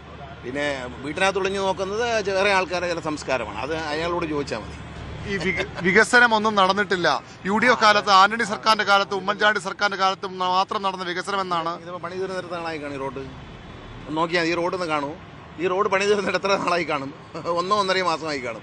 ഇതെങ്ങനെയാണ് ഉമ്മൻചാണ്ടിയുടെയും ആന്റണിയുടെയും കാലത്താവുന്നത്? എങ്ങനെയാണ്? ഇവിടെ താലൂക്ക് ആശുപത്രി സ്ഥാപിക്കും 98 കോടി രൂപ. കിഫ്ബി പദ്ധതി എന്നാണ് സ്ഥാപിക്കപ്പെട്ടത്? 1ാം പിണറായി സർക്കാരിൻ്റെ കാലത്താണ്. കിഫ്ബി പദ്ധതിയിലൂടെയാണ് ഇവിടെ സ്കൂൾ കെട്ടിടങ്ങൾ പലതും നവീകരിച്ചത്. എല്ലാ പ്രധാനപ്പെട്ട സ്കൂളുകൾക്കും കെട്ടിടം കിട്ടി. 5 കോടി രൂപയുടെ പദ്ധതി വെട്ടിക്കോല കിട്ടി. 98 കോടി രൂപയുടെ താലൂക്ക് ആശുപത്രി വരുന്നു. അതിന് സ്ഥലമെടുത്തത് LDF സർക്കാരിൻ്റെ LDFിൻ്റെ പഞ്ചായത്തുകളാണ്. ഇതെല്ലാം ചെയ്ത് LDFിൻ്റെ ബ്ലോക്ക് പഞ്ചായത്തും LDFിൻ്റെ പഞ്ചായത്തുകളും ചേർന്നാണ് സ്ഥലമെടുത്തത്. 98 കോടി രൂപ അനുവദിച്ച് കിഫ്ബി എന്നാണ്. അത് ശ്രീ ആന്റണി സാറിൻ്റെയും ഉമ്മൻചാണ്ടി സാറിൻ്റെയൊക്കെ കാലത്താണെന്ന് ധരിക്കുന്നുണ്ടെങ്കിൽ എന്തോ ചെറിയ കുഴപ്പമുണ്ട് എന്ന് നിങ്ങൾ സംശയിക്കേണ്ടത്. ഞങ്ങളല്ല, ഞങ്ങൾക്ക് സംശയമില്ല. താലൂക്ക് രൂപീകരണത്തിനും തർക്കം പറയുന്നുണ്ട്. ഉമ്മൻചാണ്ടി 2013 നിയമസഭയിൽ കടലാസ് കൊടുത്ത് അന്ന് രൂപീകരിച്ച താലൂക്കാണ്. പിന്നെ ഇപ്പോഴല്ല താലൂക്ക് രൂപീകരിക്കാൻ എവരായാലും കടലാസ് കൊടുത്തില്ലല്ലോ. ഗണേഷ് കുമാറാണ് കടലാസ്. ഞാൻ അന്ന് 2014 UDF എന്ന പ്രസ്ഥാനത്തിൻ്റെ ഒരു ഘടകകക്ഷിയുടെ നേതാവും പാർലമെന്ററി പാർട്ടി ലീഡറുമാണ്. അപ്പോൾ എൻ്റെ ആവശ്യം അംഗീകരിക്കുക എന്നുള്ളത് ഒരു UDF സംവിധാനത്തിൻ്റെ ഭാഗമാണ്. ഞാൻ അത്തരത്തിൽ ഘടകകക്ഷിയുടെ നേതാവായതുകൊണ്ട് എൻ്റെ ആവശ്യം പരിഗണിച്ചു. അന്ന് വേറെ പലതും പരിഗണിച്ചില്ല. അന്ന് KM മാണിയാണ് പരിഗണിച്ചത്. ഉമ്മൻചാണ്ടിയോട് പറയുമ്പോൾ ഉമ്മൻചാണ്ടി 2 പേരുകളാണ് എഴുതി കൊടുത്തത്. അതിലൊന്ന് മാത്രമേ ശ്രീ KM മാണി സാർ പരിഗണിച്ചുള്ളൂ. അത് പത്തനാപുരം മാത്രമാണ്. അങ്ങനെയാണെങ്കിൽ KM മാണിക്കാണ് അതിൻ്റെ ക്രെഡിറ്റ്. അദ്ദേഹമാണ്. അദ്ദേഹം ബഡ്ജറ്റ് വായിച്ചുകൊണ്ടിരിക്കുമ്പോൾ ഞാനൊരു കടലാസ് എഴുതി കൊടുത്തു. അപ്പോൾ അദ്ദേഹം പറഞ്ഞു ഉമ്മൻചാണ്ടി പറയട്ടെ എന്ന് പറഞ്ഞു. അപ്പോൾ ഉമ്മൻചാണ്ടി അടുത്ത് ഞാൻ ചെന്ന് ചോദിക്കുമ്പോൾ അദ്ദേഹം 2 വടക്കൻ കണ്ണൂരിലൊരു താലൂക്കും കൂടി ചേർത്ത് എഴുതിയാണ് തന്നത്. അതിൽ ഒരെണ്ണം വെട്ടിയിട്ട് മാണി സാർ എന്നോട് പറഞ്ഞ വാക്കുണ്ട്. വായിച്ചുകൊണ്ടിരിക്കുമ്പോൾ തന്നെ ഒരെണ്ണം മതി, ഇത് മതി, പത്തനാപുരം മതി എന്ന് പറഞ്ഞിട്ടാണ് പത്തനാപുരം തന്നത്. അപ്പോൾ മാണി സാറാണ് അത് തന്നത്. ഏതായാലും സംശയമൊന്നുമില്ല, ഭൂരിപക്ഷം കൂടും. അങ്ങനെയല്ലേ? അത് നിങ്ങൾക്ക് തന്നെ അറിയാമല്ലോ. നിങ്ങൾ തന്നെ മാധ്യമപ്രവർത്തകർ ജനങ്ങളോട് ചോദിക്കുക, ഇവിടുത്തെ സാധാരണക്കാരായ ജനങ്ങളോട് ഇവിടെ വികസനം വന്നിട്ടുണ്ടോ? ഇപ്പോൾ വികസനം വന്നിട്ടില്ലെങ്കിൽ വികസനം വന്നിട്ടില്ല എന്നാണ് പറയേണ്ടത്. അത് എതിർ സ്ഥാനാർത്ഥിയുടെ വ്യക്തിപരമായ കാര്യങ്ങൾ ഇടപെടുകയല്ല ചെയ്യുന്നത്. അത് അന്തസ്സില്ലാത്ത പരാജയ ഭീതി കൊണ്ട് ചെയ്യുന്നതാണ്. അതൊരു റെക്കോർഡ് ചെയ്തിട്ട് അതിങ്ങനെ വിളിച്ചു പറഞ്ഞുകൊണ്ട് പോകുന്നത് UDF എന്ന് പറയുന്ന പ്രസ്ഥാനത്തിന് ലജ്ജിച്ച് തലതാഴ്ത്തും. കാരണം അതിങ്ങനെ റെക്കോർഡ് ചെയ്തിട്ട് ഇങ്ങനെ പറഞ്ഞു കേൾക്കുന്നവർ. ഇന്ന് എന്നൊരാളാണ് പറഞ്ഞത്, ഇന്നലെ ഇവിടെ വന്ന് സ്ഥാനാർത്ഥി നിങ്ങളെപ്പറ്റി ഒരുപാട് വൃത്തിയോട് പറഞ്ഞു, അതുകൊണ്ട് എൻ്റെ വീട്ടിൽ 5 വോട്ടുണ്ട്, നിങ്ങളെ ജയിപ്പിക്കണം എന്ന് ഞാൻ അപ്പോൾ തീരുമാനിച്ചു എന്ന് പറയുന്നത്. അദ്ദേഹം രാഷ്ട്രീയം ഒന്നുള്ള ആളല്ല. അദ്ദേഹം എന്നോട് പറഞ്ഞു നിങ്ങളെ ജയിപ്പിക്കാൻ. അടുത്ത് ചെന്ന് വോട്ട് ചോദിക്കുമ്പോൾ അദ്ദേഹം പറഞ്ഞു ഇന്നലെ സ്ഥാനാർത്ഥി UDF സ്ഥാനാർത്ഥി നിങ്ങളെപ്പറ്റി ഒരുപാട് അനാവശ്യം ഇവിടെ എന്ന് പറഞ്ഞു, അതുകൊണ്ട് നിങ്ങളെ ജയിപ്പിക്കണം എന്ന് ഞാൻ തീരുമാനിച്ചു എന്നാണ് പറഞ്ഞത്. ഇതാണ് പത്തനാപുരത്തെ ജനങ്ങളുടെ വികാരം. കുറച്ചുകൂടി നന്നായി ചീത്ത പറഞ്ഞോളൂ, നല്ലതല്ലേ പറഞ്ഞോളൂ. അതിനെന്താ? ഒരു സന്തോഷം, മനസ്സിനൊരു തൃപ്തി വരുന്നവരെ ഇങ്ങനെ പറഞ്ഞുകൊണ്ടേയിരിക്കണം. അത് വന്നോട്ടെ. എനിക്ക് പക്ഷേ ഞങ്ങൾ ഈ തിരിച്ചു പറയാനോ അത്തരം കാര്യങ്ങളൊന്നും ഞങ്ങളില്ല. ഞങ്ങളെ സംബന്ധിച്ച് ഒരു മണിക്കൂർ 1.5 മണിക്കൂർ നിന്ന് പ്രസംഗിച്ചാലും പറഞ്ഞാൽ തീരാത്ത അത്രയും വികസന പ്രവർത്തനങ്ങളുണ്ട് ഇവിടെ. അത് പറഞ്ഞാൽ പോരെ. പിന്നെ LDF സർക്കാരിനെ ഗുണങ്ങളെപ്പറ്റി പറഞ്ഞാൽ എന്തെല്ലാം പറയാനുണ്ട്. 5 ലക്ഷം പേർക്ക് പട്ടയം കൊടുത്തു. ഞങ്ങൾക്ക് കിട്ടിയല്ലോ പട്ടയം. ഞങ്ങളുടെ നാട്ടിൽ ഒരുപാട് പേർക്ക് പട്ടയം കിട്ടിയല്ലോ. കനാൽ പുറമ്പോക്കി താമസിച്ചവർക്ക് കിട്ടി, കമൂഞ്ചേരി ദേവസ്വം പട്ടയം കിട്ടി, പിന്നെ RPL പട്ടയം കിട്ടി, വനഭൂമി പട്ടയം കിട്ടാൻ പോകുന്നു. ഇതെല്ലാം 5 ലക്ഷം പേർക്ക് ഭൂമി കൊടുത്ത സർക്കാർ, 5 ലക്ഷം പേർക്ക് വീട് വെച്ച് കൊടുത്ത സർക്കാർ, ഇന്ത്യയിൽ ഏറ്റവും കൂടുതൽ ചെറുപ്പക്കാരെ PSC വഴി സർക്കാർ ഉദ്യോഗത്തിലേക്ക് സെലക്ട് ചെയ്തെടുത്ത് നിയമിച്ച സർക്കാർ. ഇതൊക്കെ പിണറായി സർക്കാരിൻ്റെ പ്രത്യേകതകൾ കയ്യിലിരിക്കുമ്പോൾ ഇത് പറയുന്നതിന് പകരം ആവശ്യമില്ലാത്ത കാര്യമൊന്നും പറയാൻ ഞങ്ങൾക്കില്ല. ഞങ്ങൾ പറയുന്നില്ല, ഇല്ലാത്തതുകൊണ്ടൊന്നുമല്ല, ഞങ്ങൾ പറയില്ല. അത് ഞങ്ങളുടെ ഒരു രാഷ്ട്രീയ സംസ്കാരത്തിൻ്റെ ഭാഗമല്ല എന്നുള്ളത് കൊണ്ടാണ് പറയാറ്. ഇതാണ് KB ഗണേഷ് കുമാർ നിലപാട്. അദ്ദേഹത്തിന്റെ ആത്മവിശ്വാസം. 25 വർഷം ഒരു മണ്ഡലത്തെ തുടർച്ചയായി പ്രതിദാനം ചെയ്ത അപൂർവതകൾക്ക് ഉടമയായ നേതാവാണ് KB ഗണേഷ് കുമാർ. ആ വിശ്വാസം ഇപ്പോഴും ആ ജനത തന്നിൽ അർപ്പിക്കുമെന്ന ഉറച്ച പ്രതീക്ഷയിലാണ് KB ഗണേഷ് കുമാറിന്റെ തെരഞ്ഞെടുപ്പ് പര്യടനം പുരോഗമിക്കുന്നത്. വികസനം പറഞ്ഞ് വോട്ട് ചോദിക്കുന്നു, വികസനത്തിന് മറുപടി പറയുക, അപ്പുറത്തേക്ക് വ്യക്തിപരമായ അധിക്ഷേപങ്ങളിൽ കടന്നു പോകരുതെന്നാണ് UDFിനോട് KB ഗണേഷ് കുമാറിന് പറയാനുള്ളത്. പത്തനാപുരത്ത് നിന്നും അരുൺ പാലോടിനൊപ്പം VV അരുൺ, News 18. എന്തായാലും പത്തനാപുരത്ത് പ്രത്യാരോപണങ്ങൾ കൊണ്ട് വലിയ ഏറ്റുമുട്ടൽ തന്നെ നടക്കുകയാണ്. നമുക്ക് തെരഞ്ഞെടുപ്പ് വാർത്തകളിലേക്ക് തന്നെ തിരിച്ചെത്താം ചെറിയൊരു ഇടവേളയ്ക്ക് ശേഷം.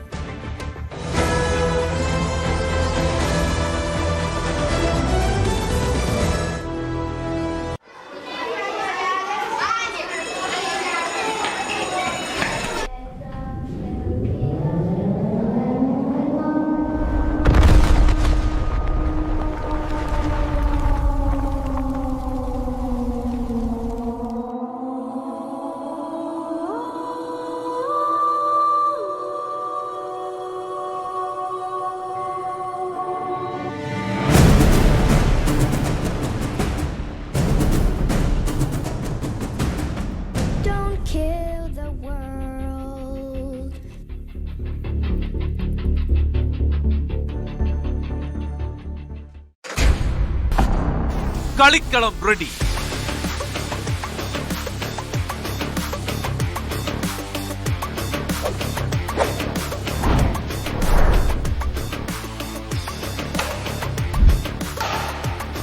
കേരളം എന്ന വലിയ കോട്ടിൽ ഇനി പോരാട്ടം മുറുകുന്നു.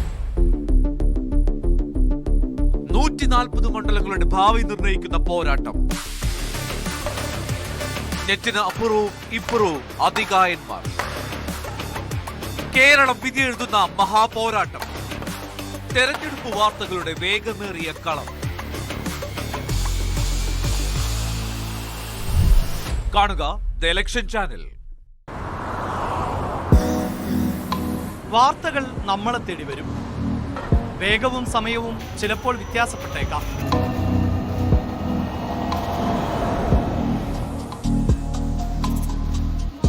ഫ്ലാഷ് ന്യൂസുകളും ബ്രേക്കിംഗ് ന്യൂസുകളും പുറം കാഴ്ചകളായി ഓടിമറയും.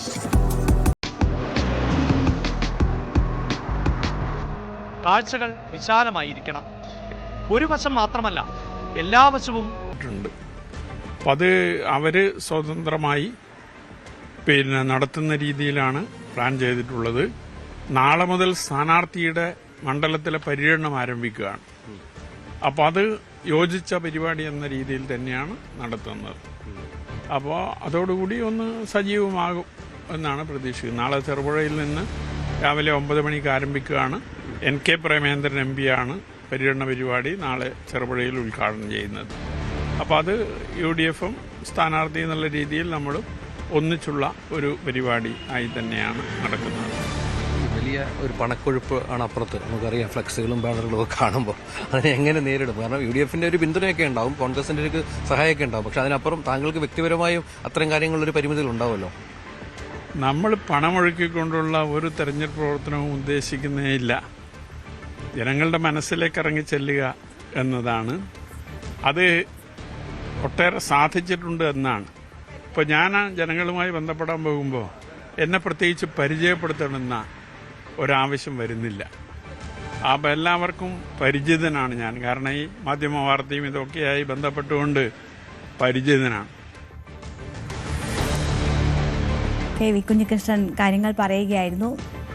തെരഞ്ഞെടുപ്പ് അടുത്തു കഴിഞ്ഞാൽ സ്ഥാനാർത്ഥികൾ പ്രചാരണത്തിനായി കയറിയിറങ്ങാത്ത സ്ഥലങ്ങളുണ്ടാകില്ല. എറണാകുളത്ത് TJ വിനോദിന്റെ പ്രചാരണത്തിനെത്തിയ രമേശ് ചെന്നിത്തല പ്രചാരണത്തിന്റെ ഭാഗമായി മീൻകടയിലുമെത്തി. മീനുകളെല്ലാം നോക്കിയ ചെന്നിത്തല ഇതിൽ തിരുത എവിടെ എന്ന് ചോദിച്ചുകൊണ്ടായിരുന്നു KV തോമസിനെതിരായ ഒളിയമ്പെയ്ത്ത്.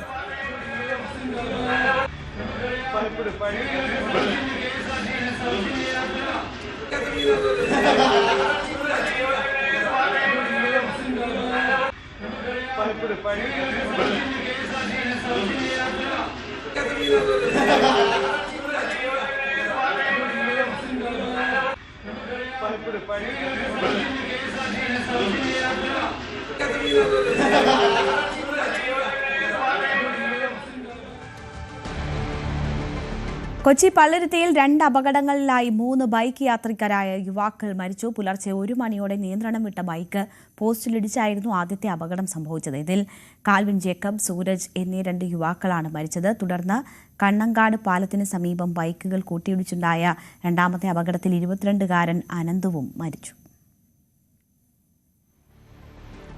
കാസർഗോഡ് വിവാഹ ആഘോഷത്തിനിടയിൽ പടക്കം പൊട്ടിച്ചതിനെ തുടർന്ന് പന്തലിന് തീപിടിച്ചു. രാത്രി 8 മണിയോടെയായിരുന്നു സംഭവം. ബേക്കൽ മീത്തൽ മൗവലിലെ വിവാഹ പന്തലിലാണ് തീ പടർന്നത്. 100 ആളുകൾ പന്തലിൽ തിങ്ങി നിറഞ്ഞ സമയത്തായിരുന്നു പുറത്ത് പൊട്ടിച്ച പടക്കത്തിന്റെ തീപ്പൊരി വീണ് പന്തലിലേക്ക് തീ പടർന്നത്. തുടർന്ന് ഓടിക്കൂടിയ നാട്ടുകാരാണ് തീ അണച്ചത്. വിരുന്നിനെത്തിയ വരന്റെ വീട്ടുകാർ പൊട്ടിച്ച പടക്കത്തിൽ നിന്നുള്ള തീപ്പൊരി വീണ് പന്തലിന് തീ പിടിക്കുകയായിരുന്നു.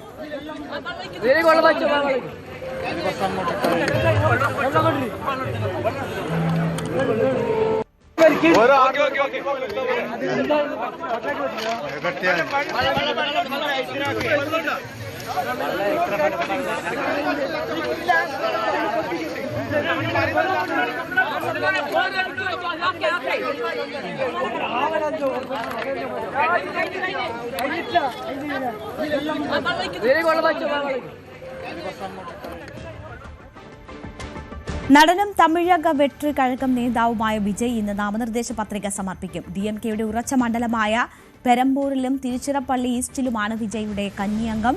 പരമ്പൂരിൽ വൈകിട്ട് പ്രചാരണം ആരംഭിക്കും. പാർട്ടിയുടെ പ്രകടന പത്രിക ഇന്നലെ വിജയ് പുറത്തിറക്കി. 234 മണ്ഡലങ്ങളിലെ സ്ഥാനാർത്ഥികളെയും ഇന്നലെ പ്രഖ്യാപിച്ചിരുന്നു.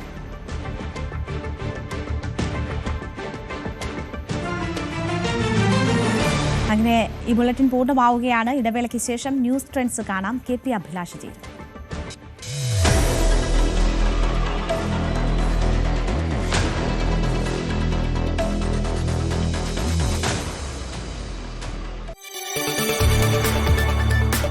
കൂടുതൽ വാർത്തകൾക്ക് news 18 Keralam YouTube channel subscribe ചെയ്യുക.